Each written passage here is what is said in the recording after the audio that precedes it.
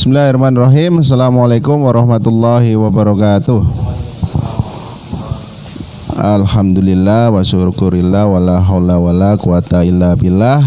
Kita sudah mencapai hari kelima ibadah puasa di bulan Ramadan 1442 Hijriah.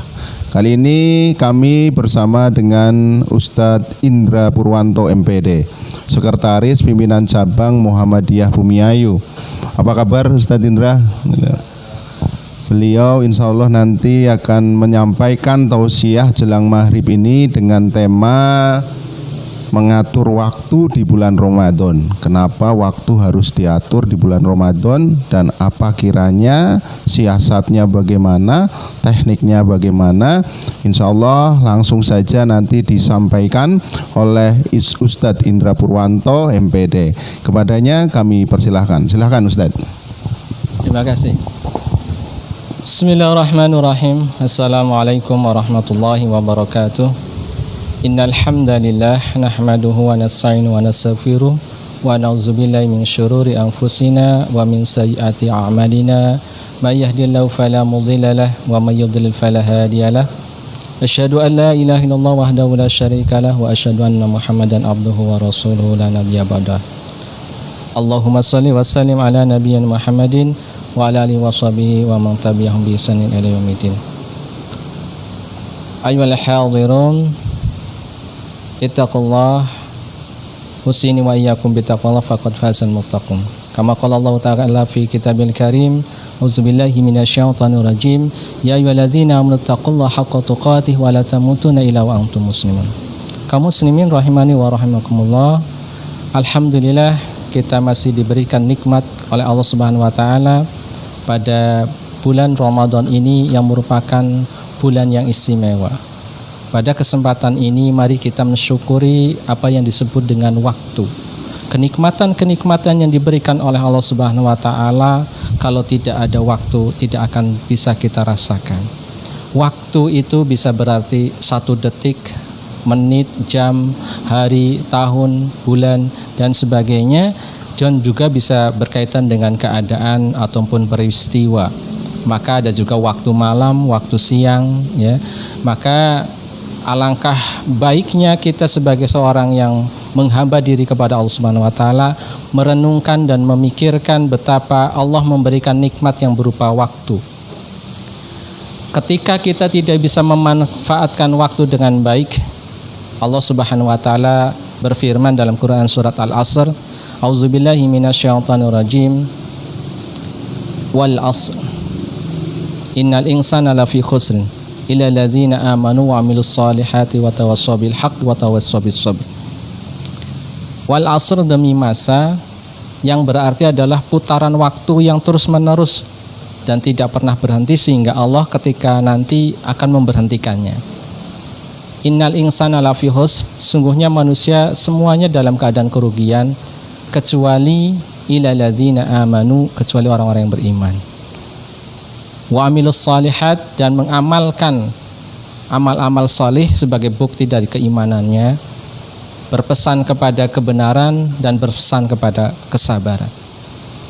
Orang yang sudah beriman pun ketika tidak menggunakan, mengoptimalkan betapa pentingnya urgensi nilai waktu, maka tetap dalam kerugian.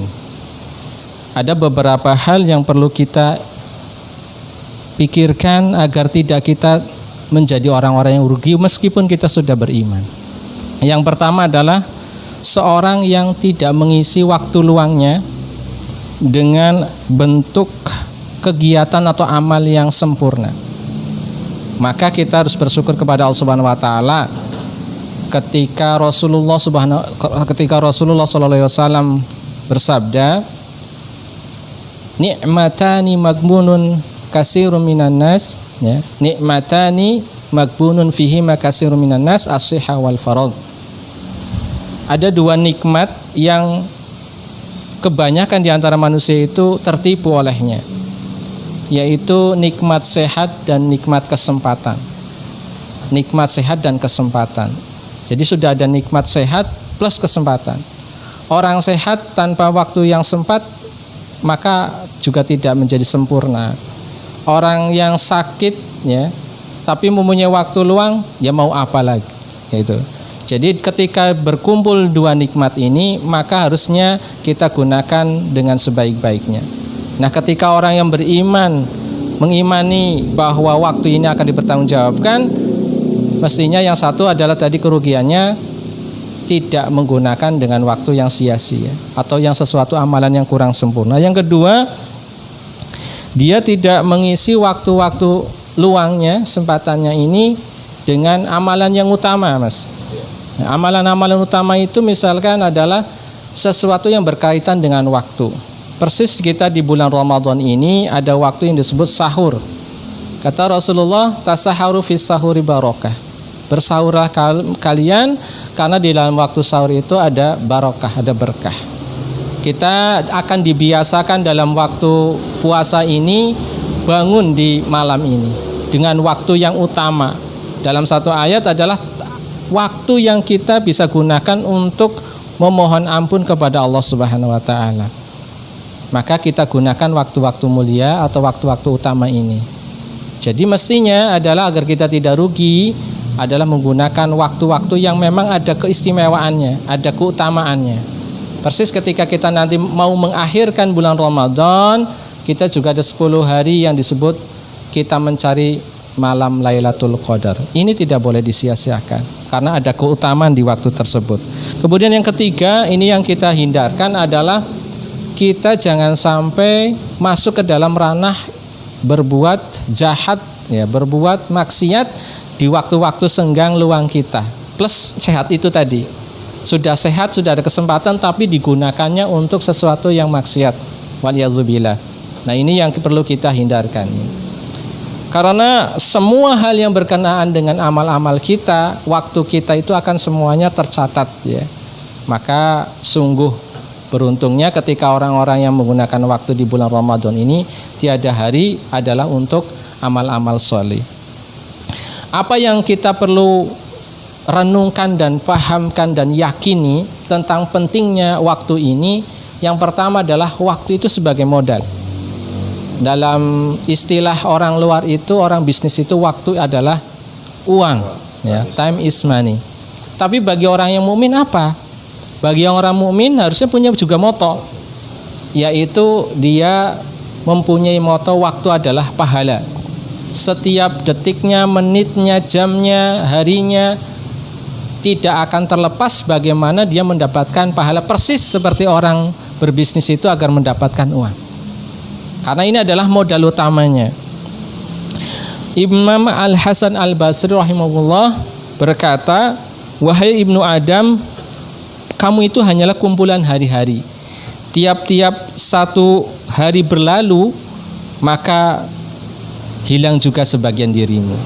Artinya kita tidak boleh meninggalkan satu hari pun dalam kebaikan.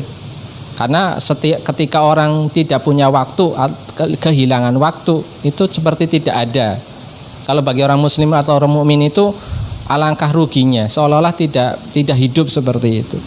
Kemudian untuk kita bisa meyakini dan terus bisa memanfaatkan bahwa pentingnya waktu itu untuk kita gunakan untuk amal soleh adalah kita tahu waktu itu sangat cepat berlalunya, Mas.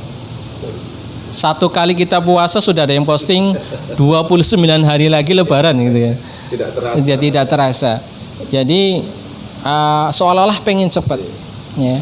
Maka Imam Hasan juga menyampaikan kepada kita agar apabila engkau hidup di pagi hari, janganlah engkau mengangan-angan sore hari. Nah, kalau kita ya mungkin seperti itu puasa. Ayo kita nyari sore gitu ya, ngabuburit misalkan. Ini kalau tujuannya hanya mempercepat waktu tanpa memperoleh pahala, alangkah sia-sianya. Dan apabila engkau di sore hari, janganlah engkau berangan-angan cepat pagi seperti itu. Ya, karena setiap menitnya yang kita lalu harus kita isi dengan satu kebaikan dan memperoleh pahala. Kemudian yang ketiga adalah kita yakin ya, sehingga kita akan menggunakan waktu itu dengan sebaik-baiknya, karena waktu yang telah berlalu tak akan pernah kembali. Masa lalu adalah masa lalu, ya kan? Masa depan harus kita perjuangkan. Makanya Ibnu Qayyim rahimahullah membagi 3 waktu. Yang pertama adalah waktu yang telah lalu. Yang kedua waktu yang akan datang. Dan yang ketiga adalah waktu yang sekarang atau waktu yang berjalan. Waktu yang telah berlalu mungkin kita ada kenangan-kenangan, dosa-dosa, kesalahan, maka caranya gampang kita untuk memperbaikinya. Kita bertaubat memohon ampun kepada Allah Subhanahu wa taala. Masa yang akan datang juga kita bisa rencanakan dengan tekad yang baik, tekad yang bulat untuk kita mencegah apa-apa yang telah terjadi di masa lalu. Yang sulit itu masa sekarang, Mas. Walaupun sebaik kita merencanakan, kadang ada juga godaan. Ya, ada godaan yang mungkin nanti saja, menunda-nunda dan sebagainya. Mungkin bukan dari kita yang lemahnya tekad untuk mewujudkan kebaikan di hari ini, di saat ini, tetapi juga bisa dari teman-teman kita. Yolah kita jalan-jalan saja, misalkan seperti itu. Maka orang-orang yang tahu betapa pentingnya waktu, maka akan sangat bakhil, Mas. Jadi ini mau agenda apa itu, acara apa, kita lihat dulu ya. Karena saya secara pribadi sebagai seorang muslim dengan semuanya juga mempunyai satu agenda yang harus dipenuhi untuk bisa memenuhi amal-amal kita sebagai bekal ya. Maka sebaik-baik bekal kita itu nanti adalah kumpulan dari waktu-waktu yang isinya adalah pahala. Jadi kita pelitlah, rugi sekali kalau kita membiarkan waktu kita hanya untuk bercengkrama, tidak ada manfaatnya. Ya, bahkan misalkan begadang, ya kan? Boleh tidak, Mas? Kalau lagunya Roma Irama nggak boleh, Pak. Asalkan ada. Boleh, asal ada perlunya. Rasulullah SAW sebenarnya tidak pernah begadang, Mas, kecuali ada perlunya. Jadi yang perlunya ketika misalkan ada masalah tentang umat atau tentang sesuatu yang harus diuruskan, menuntut ilmu misalkan, kemudian juga bercengkrama dengan istri-istrinya, itu boleh. Jadi begadang tidak boleh, Mas, tapi boleh kalau ada perlunya. Itu jadi setiap waktu yang kita gunakan, mari kita gunakan sebaik mungkin, khususnya di bulan Ramadan ini. Maka dengan tema ini, atur waktumu di bulan Ramadan agar kita bisa mendapatkan apa yang kita maksudkan, tujuan daripada Allah Subhanahu wa taala memerintahkan puasa, yaitu la'alakum tattaqun. Dengan kebiasaan-kebiasaan yang kita lakukan, kebaikan-kebaikan yang kita lakukan, nanti menjadi modal kita ke 11 bulan yang akan datang. Kaum muslimin rahimakumullah, kita juga perlu menyiapkan diri kita ketika di bulan Ramadan ini, sesuatu yang setiap harinya itu untuk bisa mengagendakan ya, atau istilahnya membuat agenda harian, Mas, setiap harinya ya. Ketika kita oleh Allah Subhanahu wa taala sudah diberikan waktu-waktu terbatas, Mas. Waktu-waktu terbatas di dalam hidup kita itu adalah waktu sholat sebenarnya ya. Jadi innas salata kanat 'alal mu'minina kitaban mauquta. Jadi Allah telah menjadikan sholat ini, menetapkan waktu-waktunya. Ketika kita di pagi hari, maka tetapkanlah agenda-agenda kita ini ya. Kemudian ketika nanti ketemu zuhur, berarti itu sebagai batasnya ya. Kemudian kita ketemu asar, ketemu maghrib ya. Ada waktu-waktu yang terlarang untuk tidur misalkan. Ketika kita habis sahur, Mas, diharapkan kita tidak menggunakannya untuk tidur ya. Kalau boleh tidur di saat menjelang zuhur yang disebut qailullah, atau ada sebagian ulama ba'da zuhur boleh. Tapi tidur yang hanya sebentar saja. Dan sore hari juga tidak baik itu. Maka kita gunakan dalam waktu runtutan itu, karena Allah sudah memberikan waktu-waktu untuk kita beribadah kepadanya di waktu-waktu 5 waktu sholat itu.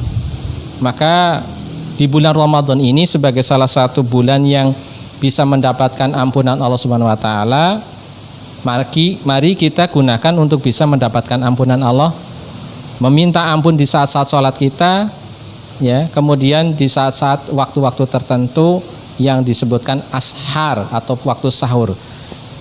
Kaum muslimin rahimakumullah, mudah-mudahan di bulan Ramadan ini kita bisa mewujudkan diri kita menjadi pribadi-pribadi yang bertakwa dan menjadi orang-orang yang gemar beramal soleh. Insya Allah dengan kebiasaan-kebiasaan kebaikan kita dalam memanfaatkan waktu akan berbuah nantinya di setelah bulan Ramadan ini selesai. Dari saya mohon maaf apabila ada kekurangan, kiranya demikian yang bisa kami sampaikan. Wa'alafu minkum nasrun minallahi wa fatun qarib wa basyiril mu'minin. Wassalamualaikum warahmatullahi wabarakatuh. Jazakallah khair Pak Indra Purwanto yang telah menyampaikan pembagian waktu atau mengatur waktu kita dalam bulan Ramadan. Ustadz, mungkin seperti ini Ustadz, dalam beberapa hal ngomong-ngomong tentang waktu, adakah tidak pembagian waktu khusus dari bulan Ramadan dengan 11 bulan yang lainnya? Misal di bulan Ramadan itu kita membagi proporsional waktu untuk ibadah itu lebih besar ketimbang waktu untuk dunia, atau di bulan-bulan yang lainnya dibalik atau semacamnya, atau apakah ada keseimbangan khusus untuk pembagian waktu seperti itu? Terus yang kedua Ustadz, milenial saat ini cenderung mungkin lebih banyak aktivitasnya di dunia virtual, entah itu di game online dan perdagangan online dan lain yang sebagainya. Kira-kira perbuatan atau kegiatan yang berada di virtual itu salah satu bentuk kegiatan yang menyia-nyiakan waktu atau tidak? Mohon pencerahannya Ustadz Indra, monggo. Baik, terima kasih Cai. Bahwa yang pertama ini ada satu yang mungkin kita pernah dengar Mas Ai. Bekerjalah untuk duniamu seakan-akan engkau hidup selamanya, dan bekerjalah untuk akhiratmu seolah-olah engkau akan mati besok misalnya. Sebenarnya ada kerancuan di kalimat ini sebenarnya ya. Karena Allah Subhanahu wa taala memerintahkan kita itu semuanya bermuara kepada akhirat ya. Pekerjaan dunia pun harus kita manfaatkan untuk menjadi sarana akhirat seperti itu. Nah, yang dicontohkan apakah ada keseimbangan, dan apabila misalkan tidak terjadi keseimbangan bagaimana? Salman Al-Farisi punya saudara yang dibersaudarakan oleh Rasulullah SAW bernama Abu Darda radhiyallahu anhu. Mereka berdua itu sahabat karib Mas. Ketika suatu saat Salman Al-Farisi radhiyallahu anhu ini berkunjung kepada Abu Darda radhiyallahu anhu, itu adalah orang yang setiap harinya urusannya dengan Allah terus Mas. Sampai-sampai melihat istrinya seolah-olah tidak dipakailah, katakan istilahnya. Ya, berpakaian yang kurang layak dan sebagainya. Sehingga disebutkan oleh istrinya, suamiku itu tidak butuh lagi dunia. Karena dia dari siangnya puasa, ya, kemudian malamnya sholat, habis isya sampai akhir pagi itu sholat terus. Nah, ketika disampaikan oleh Salman Al-Farisi, sebagaimana sabda Rasulullah disampaikan kepada Abu Darda ini, wahai sahabatku, bahwa sesungguhnya dalam dirimu itu ada haknya, ya. Dalam keluargamu juga ada haknya, untuk Allah juga ada haknya. Maka proporsionallah kamu dalam memberikan hak-hak masing. Tidak boleh ada yang mendominasi seperti itu, ya. Artinya bahwa kalau ada ketertimpangan di saat membagi waktu itu, misalkan lebih banyak dunia, maka engkau akan meninggalkan akhiratmu, ya. Kalau engkau terlalu banyak memburu akhirat, sehingga duniamu tidak akan kamu tercukupi bagaimana. Maka proporsional lah, dan keluargamu juga ada haknya. Nah, itu yang pertama Mas. Jadi harus proporsional. Termasuk ketika ada 3 orang yang seolah-olah amalan Rasulullah ini masih bisa dikalahkan lah, katakan. Yang satu bilang saya kuat untuk puasa 1 hari full gitu. Ya, terus kemudian sholat bisa 1 malam full misalnya sholatnya. Ya. Kemudian juga siap tidak menikah gitu. Akhirnya ketika Rasulullah menyampaikan, sesungguhnya Rasulullah itu orang yang paling takwa dan orang paling takut kepada Allah, menyampaikan bahwa saya juga manusia, saya berbuka, saya ada istirahatnya, kemudian saya juga menikah. Faman raghiba an sunnati falaisa minni. Maka kalau ada orang yang tidak menyukai sunnahku, maka bukan umatku, kata Rasulullah. Itu yang pertama. Yang kedua tentang bagaimana fenomena menyikapi dunia virtual yang sangat menggebu-gebu, ya, mengharu biru yang digemari oleh setiap pemuda, katakan generasi kita. Maka harus beradab, adab etika ataupun bagaimana proporsional tadi itu. Boleh kita mengikuti, tetapi tujuannya ada manfaatnya di dunia atau akhirat ini. Wah, dunia saja nih, kayaknya akhirat nggak dapat, tinggalin. Ya, kalau ada akhiratnya silahkan dipakai. Ya, orang tercenderung akhirnya bisa menggunakan fasilitas teknologi itu, dan jenengan semua bisa mendapatkan pahala yang berlimpah ketika misalkan acara tajil ini disiarkan dan sebagainya. Ya, Anda termasuk adalah yang menyebarkan kebaikan-kebaikan. Tetapi pesan untuk para pemuda, ketahuilah bahwa tadi pentingnya waktu ini biasanya begini. Pumpung muda, puas-puasin deh gitu.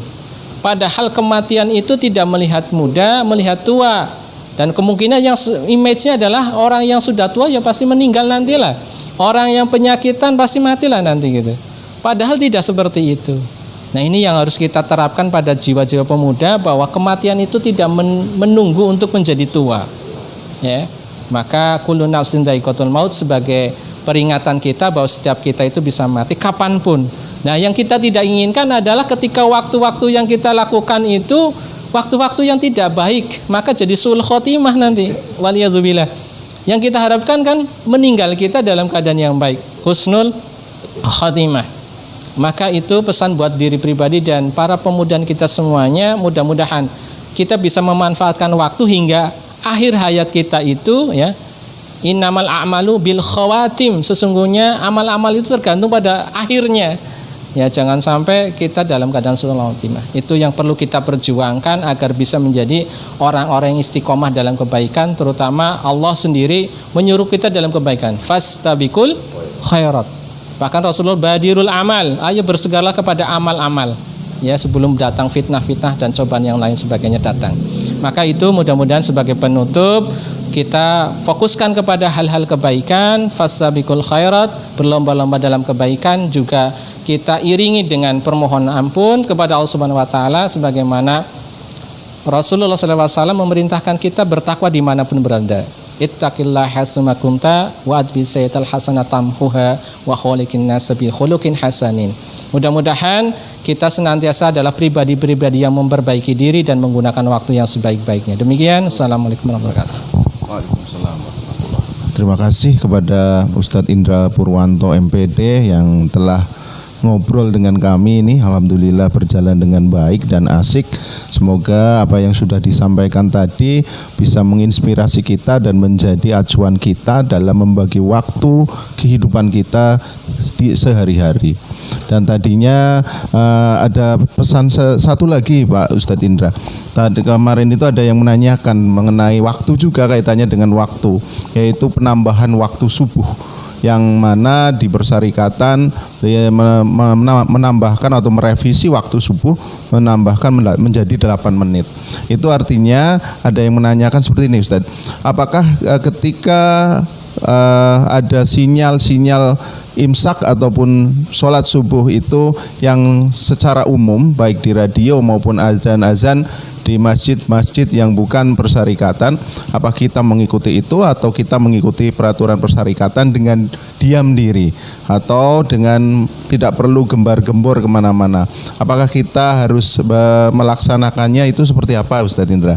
Nah, ketika biasanya kalau di Bumiayu dan sekitarnya itu imsak itu ada tanda enging gitu kan, dan kita kan acuannya pasti ya di sholat subuh itu, di azan sholat subuh itu.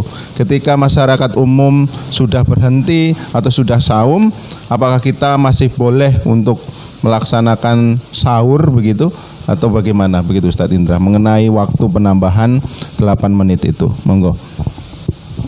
Baik, terkait dengan penambahan waktu, bukan penambahan artinya ijtihad tentang penetapan waktu, ya. Jadi akhirnya menjadi penambahan karena yang umum adalah yang sekarang atau yang sudah banyak masyarakat ada, atau secara Kementerian Agama menurunkan itu, menerbitkan itu. Nah, yang dari ijtihad Muhammadiyah, maka selaku warga Muhammadiyah mudah-mudahan bisa yatiba, bisa sami'na wa ata'na terkait dengan surat edaran yang telah disebarkan. penambahan itu tentu perlu kita sikapi dengan bijak karena masyarakat kita juga mungkin belum tahu ya kenapa dasarnya dan sebagainya. Maka kita selaku warga persyarikatan apabila di lingkungan yang memang heterogen ataupun tidak dari warga persyarikatan Muhammadiyah bisa menyampaikan pelan-pelan atau menyampaikan dasarnya dan sebagainya. Terkait menunggunya, kalau kita sudah yakin, tunggulah waktu itu. Dan memang yang namanya imsak ini disebutkan sebenarnya adalah ya subuh itu sendiri. Adapun yang telah umum di masyarakat itu hanya untuk sebagai peringatan tanbih ya, peringatan sebentar lagi imsak sesungguhnya. Imsak sesungguhnya adalah datangnya waktu sholat subuh. Maka kalau kita masih ada jeda waktu misalkan bangunnya memang kurang lebih di waktu yang penambahan itu ya masih bisa. Walaupun mungkin di lain tempat sudah ada yang qomat misalkan. Tapi karena misalkan kita sudah meyakini itu, kita berdasarkan keyakinan insya Allah selamat seperti itu. Jadi ikuti saja karena kita hasil istihad, para pakar telah mencetuskan ini, merumuskan ini, dan insya Allah untuk kebaikan kita bersama bahwa penambahan waktu ini memang sesuai dengan kaidah ilmiah dan sudah disepakati untuk bisa kita ikuti bersama. Terima kasih. Untuk ucapan selamat berbuka puasa bagi warga persyarikatan. Baik, bagi para pemirsa yang sebentar lagi akan menyantap berbuka bersama, mari kita luangkan waktu menjelang bersantap berbuka, ada waktu yang mudah-mudahan kita gunakan berdoa kepada Allah Subhanahu wa taala. Paling tidak mudah-mudahan puasa kita di hari ini diterima oleh Allah Subhanahu wa taala, amal-amal ibadah kita juga diterima oleh Allah Subhanahu wa taala, dan kesalahan-kesalahan kita diampuni oleh Allah Subhanahu wa taala. Selamat berbuka puasa dan mohon maaf atas segala kesalahan. Terima kasih. Demikianlah tajal pada hari ke-5 bulan Ramadan ini, dan semoga nanti amal ibadah kita di bulan Ramadan semakin berkualitas dan semakin sempurna hingga nanti bulan Ramadan berakhir dan menjadi tentunya orang-orang yang bertakwa dan ketakwaannya melingkupi kehidupan kita sehari-hari. Terima kasih, mohon maaf atas kesalahan, dan jangan lupa like, comment and subscribe akun YouTube PCM Bumiayu. Assalamualaikum warahmatullahi wabarakatuh.